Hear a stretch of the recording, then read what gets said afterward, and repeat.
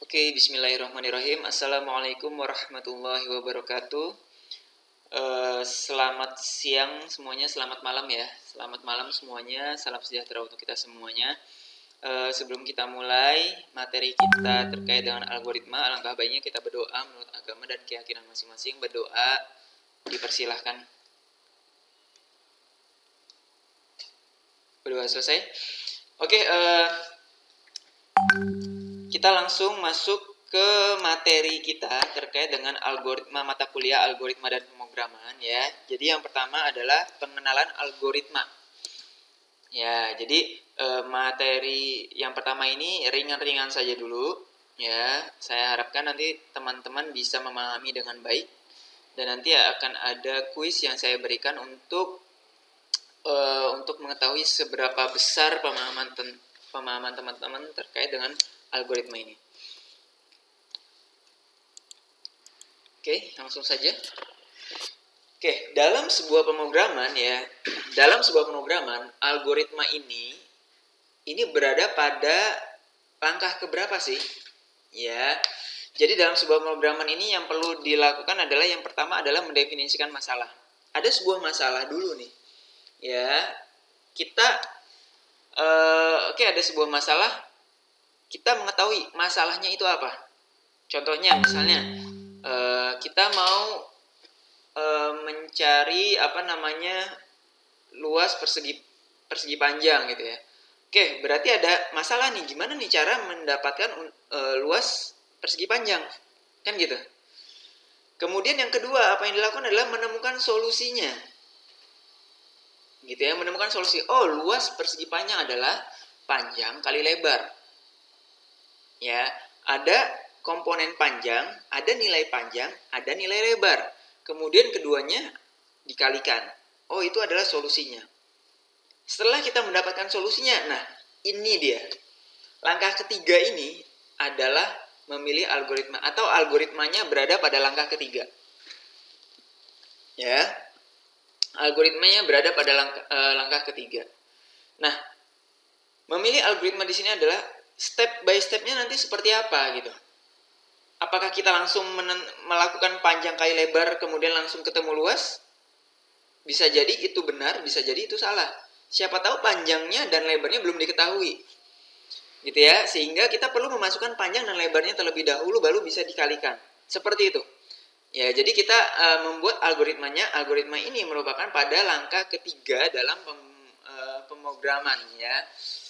Kemudian selanjutnya menulis program langsung dari algoritma tersebut. Sudah jelas langkah-langkahnya, kemudian diimplementasikan dalam sebuah program, kemudian diuji programnya. Apakah sudah sesuai dengan yang diharapkan? Apakah output dari program tersebut sudah sesuai dengan yang diinginkan oleh user?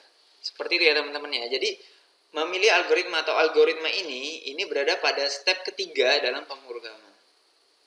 Ya, kita mau membuat sebuah algoritma tapi tidak mengetahui masalahnya, sama saja. Kita tidak akan bisa membuat algoritma. Ya, kita membuat algoritma, masalahnya ada nih. Kita mau langsung buatkan algoritma, tapi kita tidak tahu solusinya seperti apa untuk menyelesaikan masalah ini. Kita juga belum bisa membuat algoritma. Sehingga masalah dulu diketahui, ya. Kemudian dari masalah ini kita sudah mengetahui solusi dalam penyelesaian permasalahan ini seperti apa, baru kita bisa membuat algoritmanya. Sehingga dari A sampai akhir, dari mulai sampai selesai, itu jelas apa yang harus dilakukan sampai permasalahan ini selesai. Seperti itu ya teman-teman ya. Oke. Apa itu algoritma? Ya, jadi algoritma ini berdasarkan Kamus Besar Bahasa Indonesia adalah urutan logis untuk pengambilan keputusan. Ya, urutan logis pengambilan keputusan untuk pemecahan masalah. Ya. Jadi ada masalah, ada solusinya dulu, baru kita buatkan urutannya sehingga masalah ini bisa terselesaikan. Nah, itu kita buat dalam bentuk algoritma. Ya. Kemudian kalau misalnya di bidang pemrograman seperti apa ya? Jadi didefinisikan sebagai suatu metode khusus yang tepat. Ya, metode khusus yang tepat dan terdiri dari serangkaian langkah yang terstruktur. langkahnya terstruktur dan dituliskan secara sistematis yang akan dikerjakan untuk menyelesaikan suatu masalah dengan bantuan komputer. Ya, karena terkait dengan pemrograman artinya kita berhubungan dengan komputer. Ya, jadi kita berhubungan dengan komputer. Nah, itu adalah algoritma. Nah, algoritma dibutuhkan untuk memerintah komputer mengambil langkah-langkah tertentu dalam menyelesaikan permasalahan. Ya, jadi algoritma ini dibutuhkan. Memang banyak programmer yang tidak membuat algoritmanya dulu, tetapi itu langkah yang kurang tepat sebenarnya. Algoritma ini butuh tetap. Ya, supaya apa? Supaya jelas dulu nih langkahnya apa saja. Atau ya dengan adanya algoritma tersebut ini bisa dipahami oleh programmer manapun, program manapun, ya, karena algoritma ini bahasanya adalah universal, ya, jadi bisa dikenali oleh programmer manapun, seperti itu, ya. Kemudian selanjutnya, penemu algoritma siapa sih? Ya, penemu algoritma adalah ya Abu Zafar Muhammad Ibnu Musa Al-Khawarizmi. Ya, pada abad 700 ya, pada abad ke-7 ya sampai 8 beliau hidupnya ya. Jadi awalnya dikenal dengan Khawarizmi ini, kemudian berubah menjadi algoritma ya. Mungkin orang-orang barat itu agak susah menyebutkan Khawarizmi gitu ya, jadi algoritma gitu, algoritma, kemudian di Indonesia menjadi algoritma, ya, di Indonesia menjadi algoritma, ya. Beliau menulis kitab Al-Jabar wal Muqabalah, ya, di dalam literatur barat dikenal sebagai algoritma, ya. Karya-karyanya banyak sekali di bidang matematika, astronomi, astrologi, geografi. Nah, ini menjadi dasar dari perkembangan ilmu modern. Ya, Abu Zafar Muhammad bin Musa Al-Khwarizmi. Kemudian algoritma merupakan kunci dari bidang ilmu komputer. Jadi bidang ilmu komputer ya kuncinya adalah algoritma ini. Dan pada hakikatnya adalah kunci dari kehidupan kita. Kok bisa sampai kunci dari kehidupan kita? Betul, karena memang segala apa yang kita lakukan di dunia ini itu kita berdasarkan algoritma kita gitu. Kita dari mulai menjadi teman-teman ya, mulai dari menjadi mahasiswa angkatan baru sampai lulus, pasti itu ada step-step yang harus teman-teman lakukan. Ya, kalau mau cum laude seperti apa, gitu ya. Kalau misalnya mau biasa aja seperti apa, gitu ya. Kalau mau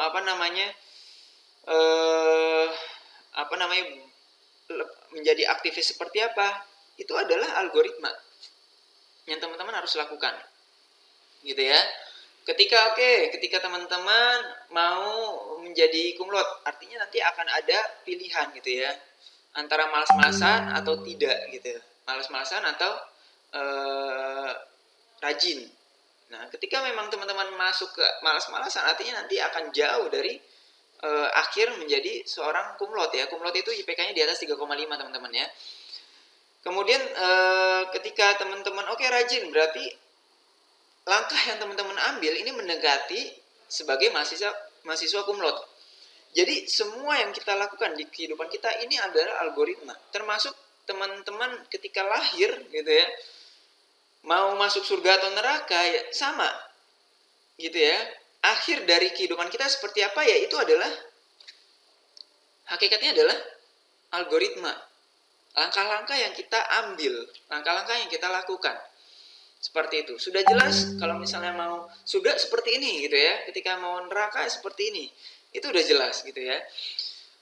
Artinya ya teman-teman, yang dilakukan itu adalah step by step-nya itu adalah algoritma. Maka dari itu di sini disebutkan adalah hakikatnya adalah kunci dari kehidupan kita. Algoritma. Termasuk cara membuat masakan. Juga contoh nyata dari algoritma. Banyak ya, jadi algoritma tidak hanya membuat program, kemudian membuat sebuah aplikasi perhitungan seperti apa, enggak. Tidak seperti itu saja, ya. Membuat masakan pun itu adalah algoritma. Teman-teman KRS pun itu algoritma. Gitu ya. Kemudian teman-teman daftar di UPY pun algoritma itu. Seperti itu ya. Jadi apa yang kita lakukan di sekitar kita itu adalah algoritma. Seperti itu ya teman-teman ya. Oke, kita lanjutkan. Mengapa sih kita menggunakan algoritma ya? Jadi ini kita udah masuk ke dalam pemrograman ya. Dalam bahasa pemrograman, kenapa sih kita butuh algoritma? Kenapa nggak langsung coding aja selesai kan gitu ya? Oke, yang pertama adalah pembuatan atau penulisan algoritma tidak bergantung pada bahasa pemrograman manapun. Seperti itu. Ya, jadi algoritma itu tidak tergantung kalau kita mau menggunakan bahasa pemrograman Java, berarti algoritmanya harus A gitu ya. Pemrograman PHP, algoritmanya harus B. Pemrograman Python, algoritma harus C. Tidak seperti itu. Algoritma, sekali lagi saya ingatkan, algoritma ini bahasa yang universal. Jadi, tidak tergantung pada bahasa pemrograman manapun. Ketika kita membuat sebuah algoritma, itu bisa diimplementasikan dalam bahasa pemrograman apapun, mau Java, PHP, Python, mau Anaconda, mau C, C#, C++, banyak ya. Itu bisa ya dengan kita membuat algoritma. Kalau misalnya algoritma kita tidak bisa dikenali atau tidak bisa diimplementasikan dalam bahasa pemrograman tersebut, itu namanya bukan algoritma. Artinya teman-teman membuat algoritma yang kurang tepat. Mungkin dengan bahasa yang lebih ke bahasa pemrograman Java mungkin gitu ya, sehingga tidak semua programmer lain itu bisa mengetahui apa yang teman-teman tulis. Mungkin seperti itu. Kemudian yang kedua, notasi algoritma ini dapat diterjemahkan ke dalam berbagai bahasa pemrograman teman-teman. Ya, jadi notasi-notasinya ya itu sudah jelas standar. Ya, notasi input seperti apa? Oh, seperti ini. Notasi output seperti apa? Oh, sama dengan input gitu ya, karena kita menggunakan flowchart nanti. Notasi mulai seperti apa? Notasi selesai seperti apa? Notasi proses seperti apa? Decision seperti apa gitu ya? Perulangan seperti apa? Itu jelas, ada standarnya. Ya, ada standarnya. Sehingga kita dapat mudah diterjemahkan ke dalam bahasa pemrograman apapun. Ya.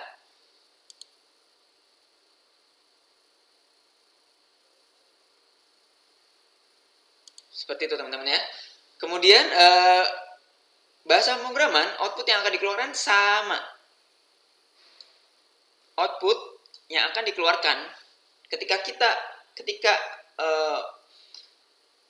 algoritma kita diimplementasikan ke dalam bahasa pemrograman yang berbeda, outputnya pasti sama.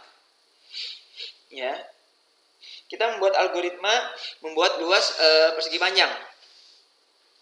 Oke, masukkan panjang, kemudian masukkan lebar. Kemudian yang dilakukan selanjutnya adalah proses perkalian antara panjang dan lebar tersebut. Kemudian hasilnya adalah luas. Mau kita implementasinya di Java, bahasa pemrograman manapun, itu outputnya, hasilnya itu pasti sama. Kalau nggak sama, mungkin algoritmanya yang kurang tepat. Atau implementasi ke dalam bahasa pemrograman yang kurang tepat. Seperti itu ya teman-teman ya. Oke. Selanjutnya, syarat algoritma yang baik. Ya, syarat algoritma yang baik. Itu seperti apa sih? Tingkat kepercayaannya tinggi. Bisa dipercaya. Ya, jadi algoritma yang dibuat ini tingkat kepercayaannya tinggi. Bisa dipercaya. Kemudian yang kedua adalah pemrosesan yang efisien, cost-nya rendah. Artinya apa? Tidak terlalu banyak tulisan, langkah-langkah yang dituliskan. Ketika memang itu langkah yang memang tidak penting ya untuk dituliskan, itu tidak perlu dituliskan. Gitu ya, sehingga nanti pemrosesannya ini akan lebih efisien. Sifatnya general tadi yang saya sampaikan ya, mau diimplementasikan dimanapun bisa ya, kemudian ada standarnya, kemudian mudah dimengerti ya dengan adanya standar tadi, sehingga ketika kita mengetahui standar atau pola-pola pada algoritma tersebut ini dapat mudah dimengerti ya, tidak banyak kata-kata juga yang terlalu luas ataupun khusus ya. Kemudian precise, tepat, betul, dan teliti ya. Tepat, betul, dan teliti. Kemudian efektif ya. Kemudian harus terminate. Ya, ini terminate harus ada akhirnya. Selesainya seperti apa? Ya, jadi selesainya sampai di mana nih? Gitu ya. Kemudian output yang dihasilkan tepat. Mau diimplementasikan dalam bahasa pemrograman apapun, outputnya pasti sama. Ya, tepat, sesuai dengan yang diinginkan. Jika nggak tepat, bisa jadi algoritma tadi sekali lagi salah. Ada langkah yang memang mungkin teman-teman kurang, atau langkah yang salah, ataupun logikanya yang salah. Seperti itu ya. Kemudian 3 bentuk algoritma yang biasa digunakan ya. Ini ada algoritma dengan struktur bahasa Indonesia. Nanti kita akan bahas. Yang pertama adalah ini dulu ya, struktur bahasa Indonesia. Kemudian algoritma pseudocode, bacanya pseudocode ya teman-teman ya. Ini penulisannya ini mendekati bahasa pemrograman ya, pseudocode ini ya. Kemudian yang ketiga adalah flowchart. Nah, flowchart ini nanti akan kita bahas cukup lama ya. Mungkin 2 atau 3 pertemuan, sehingga nanti teman-teman bisa paham dalam pembuatan flowchart itu seperti apa. Dan tidak ada kesalahan dalam pembuatan flowchart. Oke. Nah, ini adalah contoh algoritma struktur bahasa Indonesia. Ya. Contohnya kita akan membuat mie goreng. Ya, kita akan membuat mie goreng. Ya, bagi teman-teman, bagi saya mungkin itu merupakan hal yang biasa. Kita buat contoh yang memang kita udah biasa ya. Tapi ada beberapa orang yang mungkin tidak mengetahui gimana sih cara membuat mie goreng. Nah, kita akan membuat algoritmanya seperti apa. Oke. Sebelum kita membuat mie goreng, kita harus membuat ruang lingkupnya dulu. Ya. Ruang lingkupnya seperti apa? Apakah mie-nya sudah ready? Mie-nya ini apakah udah ada di dapur nggak? Apakah udah ada di rak belum? Apakah kita perlu beli dulu nih mie-nya di warung? Itu perlu kita tentukan. Ya, kemudian apakah airnya sudah mendidih? Oke. Kondisinya airnya sudah mendidih nggak? Apakah airnya ini belum ada di panci? Ataukah air ini berasal dari galon? Galonnya belum beli ke warung. Itu perlu kita ada ruang lingkup kita tentukan terlebih dahulu. Gitu ya. Apakah airnya tinggal ambil di keran seperti itu. Kemudian apakah sampai dimakan atau sampai dihidangkan saja dalam piring. Nah, ini ngomongin masalah final state-nya atau akhirnya. Ya, kita selesai ketika apa nih? Apakah sampai ini mie sampai dimakan habis oleh orang gitu ya? Ataukah sampai dihidangkan saja mie-nya dalam piring selesai. Itu kita ruang lingkupnya perlu dibuat. Untuk itu kita perlu membuat initial state dan final state. Ya, ini teman-teman ya. Jadi kita perlu membuat initial state dan final state. Ya. Oke, initial state itu artinya apa? Ya, adalah kondisi awalnya.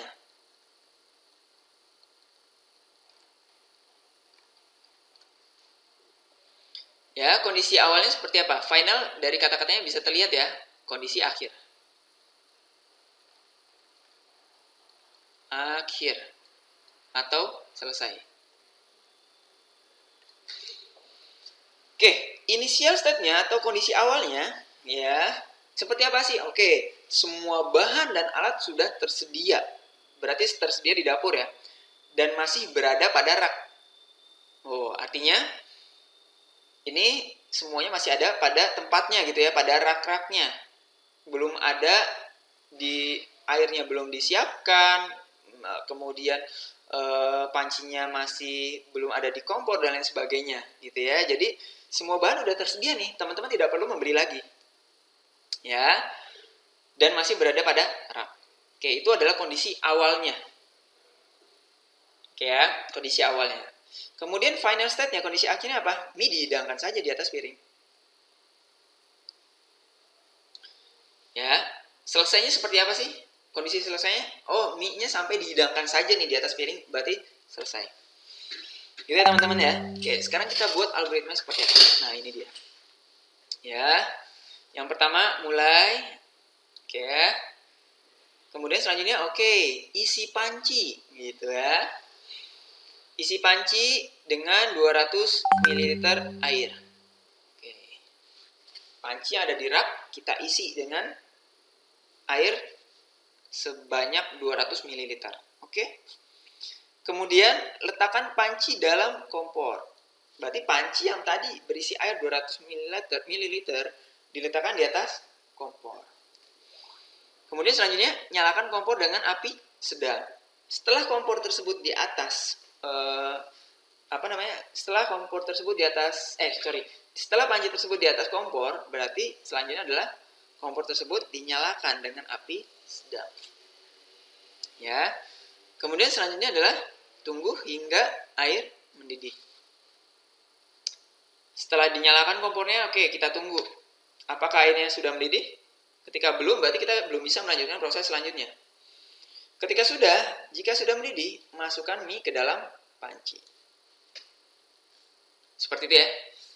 Oke, seandainya jika langkah-langkahnya tidak seperti ini, dari mulai, kemudian letakkan panci pada kompor, ya, panci tidak diisi dengan air gitu ya, letakkan panci pada kompor, nyalakan kompor dengan api sedang, kemudian tunggu sampai mendidih, kira-kira memungkinkan nggak sampai proses ini?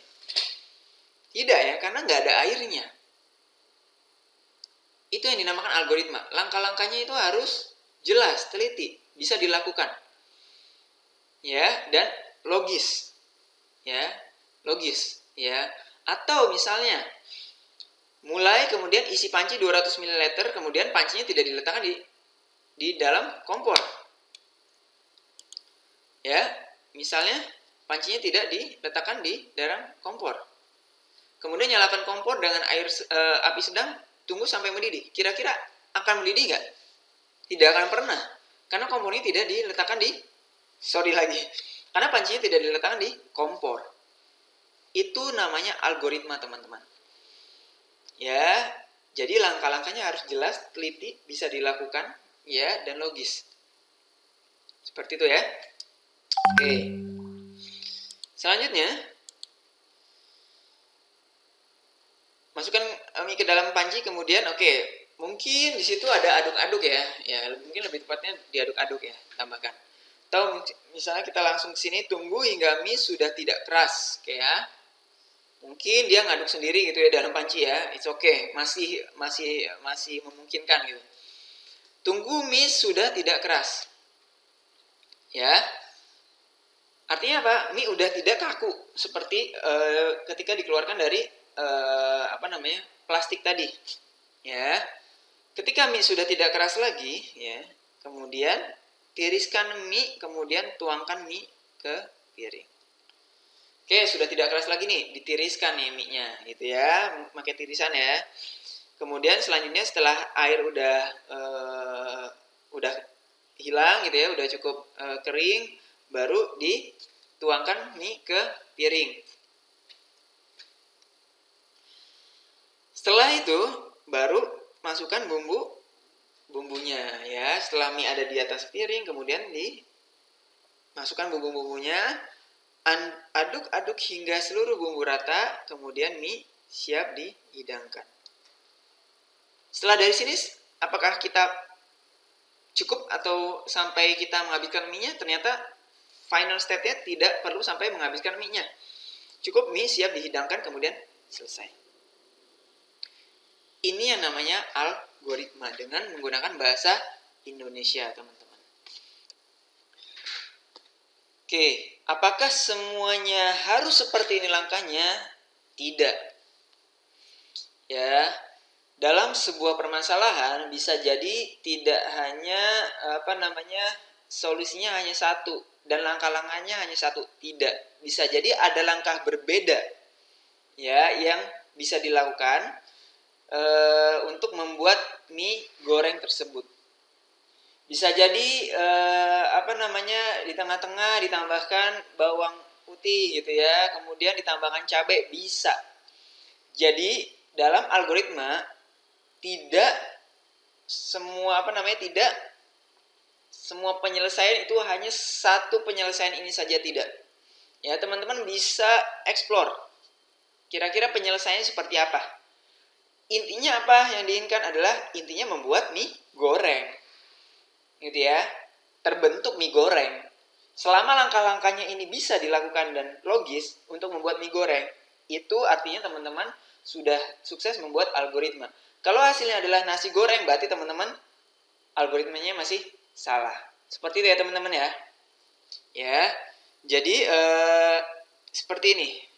Harus langkah-langkahnya jelas, kemudian efektif, gitu ya, bisa dilakukan dan logis. Ya, oke. Untuk materi kita yang pertama, saya kira sampai di sini ya. Silakan teman-teman bisa bertanya pada kolom komentar di YouTube saya, gitu ya, jika ada yang kurang jelas. Kemudian untuk selanjutnya akan ada tugas yang saya berikan di e-learning. Pastikan teman-teman membuka e-learning dan mengerjakan tugas yang saya berikan. Ya, oke, saya kira cukup. Kurang lebihnya mohon maaf. Kita tutup dengan berdoa menurut agama dan keyakinan masing-masing. Berdoa dipersilahkan. Berdoa selesai, dari saya kurang lebihnya mohon maaf. Saya akhiri dengan alhamdulillahirabbil alamin. Assalamualaikum warahmatullahi wabarakatuh.